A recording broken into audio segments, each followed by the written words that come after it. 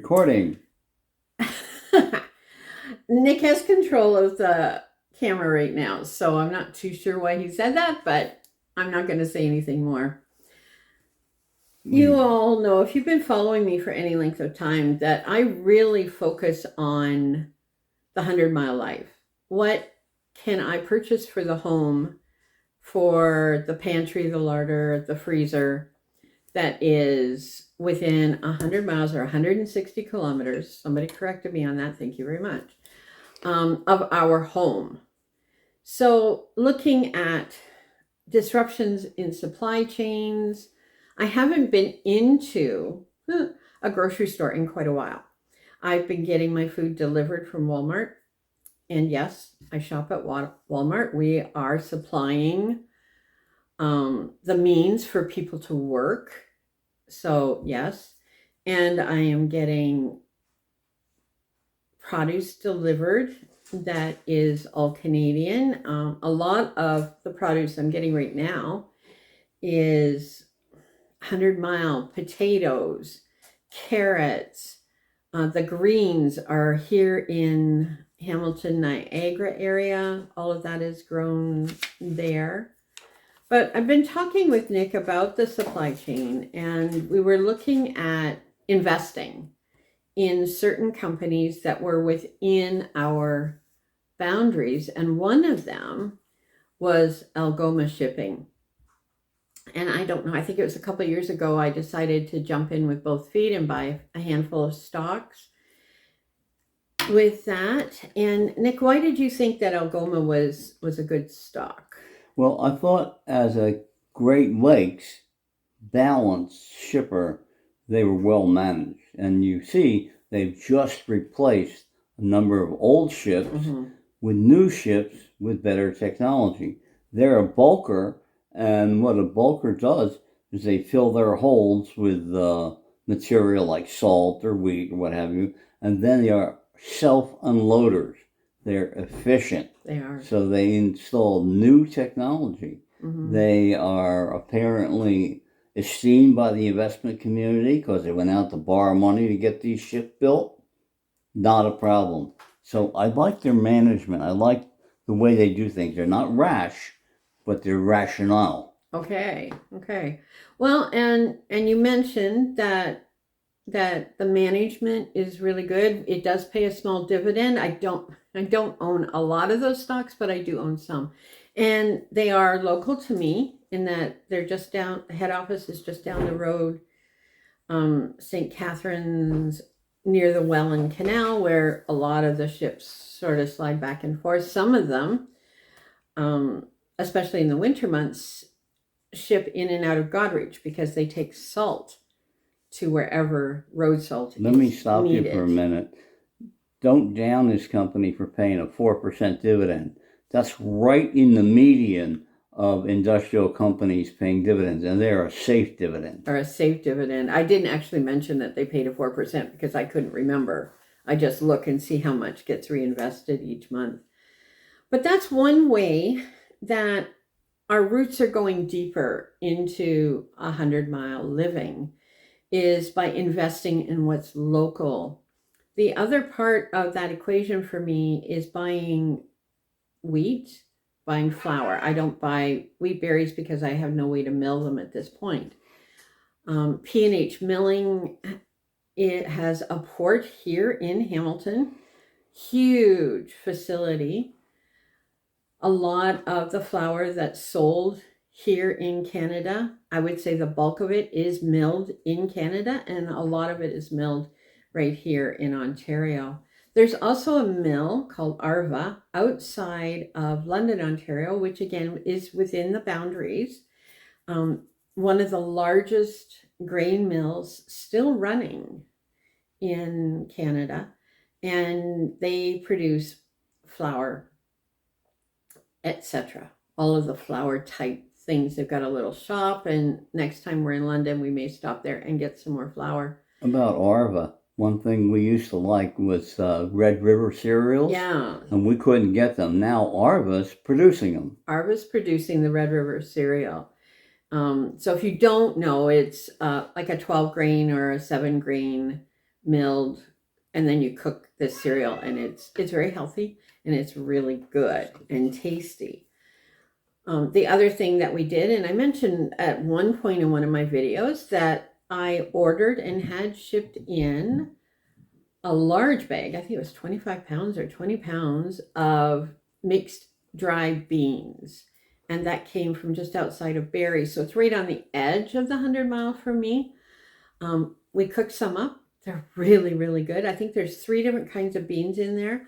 I could add in others if I wanted to.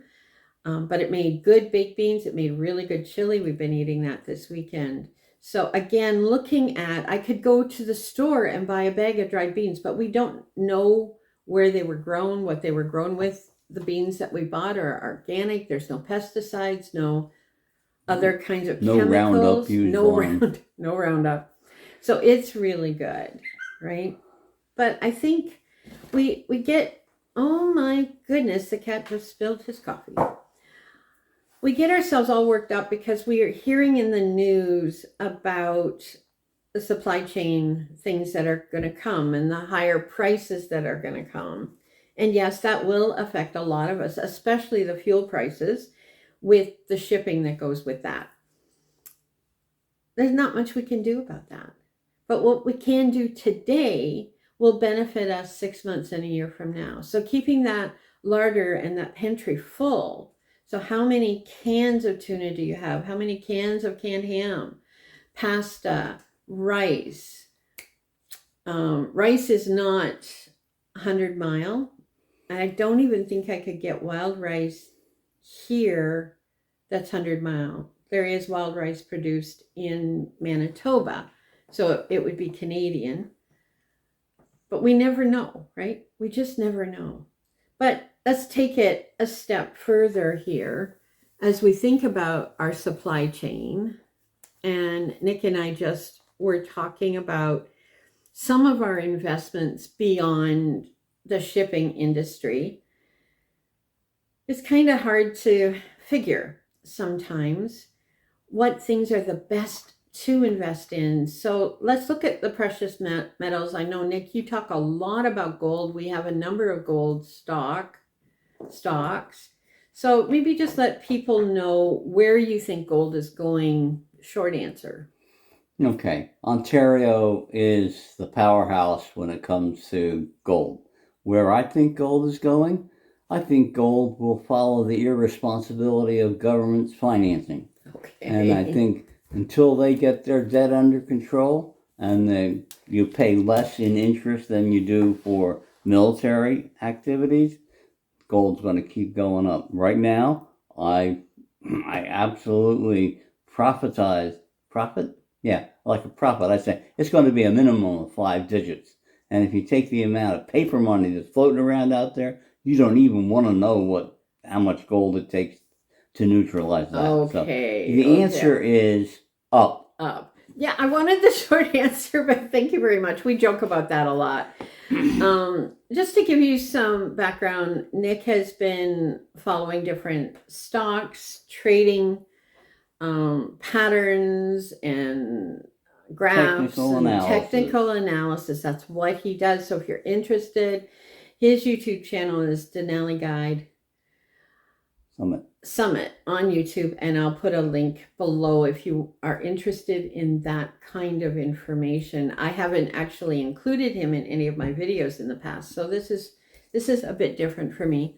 Our lovely cat here named Thor, because he runs around like a thunderstorm, is trying to get into everything while we're working today, and that's kind of normal for him when I'm recording if he's not seconded into the other room. So what's in your pantry today? Have you made up a menu for the week based on what's in your pantry? Cat, you can't play with my sweater. So let's just hold you here for a minute. Mm-hmm. There's Thor. Cat sequestered. Cat sequestered. Yeah. I love you too. So when I make up my menu for the week, I look at what's in the pantry, what's in the fridge, what's in the freezer, and then the menu's created around that. And I'm hoping to have a menu plan ready for you for next weekend so that you can prep for next week. I could give it to you now, but it wouldn't help you this soon, I don't think. I don't know. Let me know. If you'd like the menu plan today, let me know and I can get that ready for you. But it's really important to use what we have and to buy what we're going to use. So don't go out and buy a bag of chickpeas when you don't use chickpeas. I mean, you might in an emergency, but why not? He just nipped me. Why not buy the things you know you're going to eat? The mice love chickpeas. They'll steal all your chickpeas. And we had that problem one time where they were stealing and hiding chickpeas. It was kind of cute. Anyway, living the 100-mile life means that you need those deep roots. So your larder and your pantry need to be deep, right? Don't wait till next week. Take $5, take $10, US, Canadian, Euro, whatever pounds, whatever it's going to be.